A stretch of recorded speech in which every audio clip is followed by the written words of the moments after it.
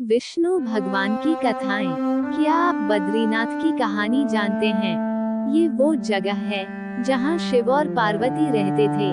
यह उनका घर था। एक दिन नारायण यानी विष्णु के पास नारद गए और बोले, आप मानवता के लिए एक खराब मिसाल हैं। आप हर समय शेषनाग के ऊपर लेटे रहते हैं। आपकी पत्नी लक्ष्मी हमेशा आपकी सेवा में लगी रहती हैं और आपको लाड करती रहती हैं। इस ग्रह के अन्य प्राणियों के लिए आप अच्छी मिसाल नहीं बन पा रहे हैं।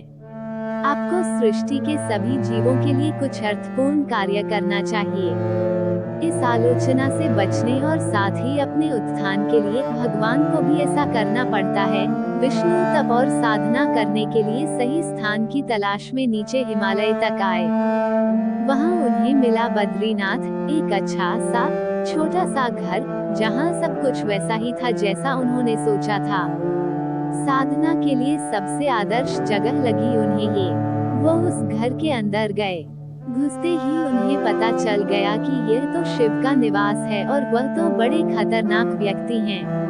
अगर उन्हें गुस्सा आ गया तो वह आपका ही नहीं, खुद का भी गला काट सकते हैं।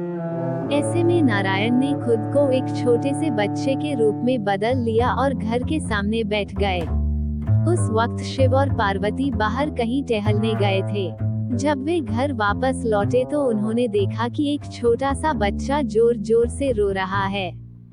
पार्वती को दया आ गई।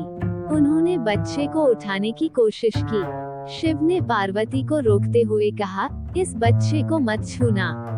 पार्वती ने कहा, कितने क्रूर हैं आप, कैसी नासमझी की बात कर रहे हैं। मैं तो इस बच्चे को उठाने जा रही हूँ, देखिए तो कैसे रो रहा है।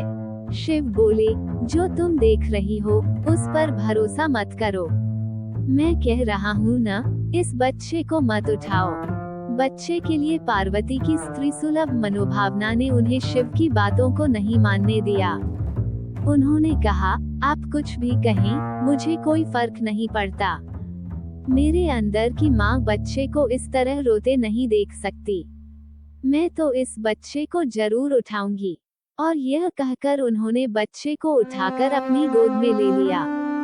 बच्चा पार्वती की गोद में आराम से था और शिव की तरफ बहुत ही खुश होकर देख रहा था। शिव इसका नतीजा जानते थे, लेकिन करें तो क्या करें। इसलिए उन्होंने कहा, ठीक है, चलो देखते हैं क्या होता है।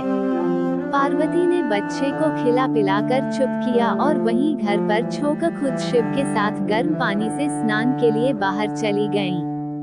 वहां पर गर्म पानी के कुंड हैं, उसी कुंड पर स्नान के लिए शिव पार्वती चले गए। लौटकर आए तो देखा कि घर अंदर से बंद था। शिव तो जानते ही थे कि अब खेल शुरू हो गया है। पार्वती हैरान थी कि आखिर दरवाजा किसने बंद किया। शिव बोले, मैंने कहा था ना, इस बच्चे को मत उठाना। तुम बच्चे को घर के अंदर लाई और अब उसने अंदर से दरवाजा बंद कर लिया है। पार्वती ने कहा, अब हम क्या करें? शिव के पास दो विकल्प थे। एक, जो भी उनके सामने है उसे जलाकर भस्म कर दें और दूसरा, वे वहां से चले जाएं और कोई और रास्ता ढूंढ लें। उन्होंने कहा, चलो कहीं और चलते हैं, क्योंकि यह तो तुम्हारा प्यारा बच्चा है, इसलिए मैं इसे छू भी नहीं सकता। मैं अब कुछ नहीं कर सकता। चलो कहीं और चलते हैं। इस तरह शिव और पार्वती को अवैध तरीके से वहां से निष्कासित कर दिया गया। वे दूसरी जगह तलाश करने के लिए पैदल ही निकल पड़े। दरअसल बद्रीनाथ और केदारनाथ के बीच, एक चोटी से दूसरी चोटी के बीच सिर्फ 10 किलोमीटर की दूरी है। आखिर में वह केदार में बस गए और इस तरह शिव ने अपना खुद का घर खो दिया।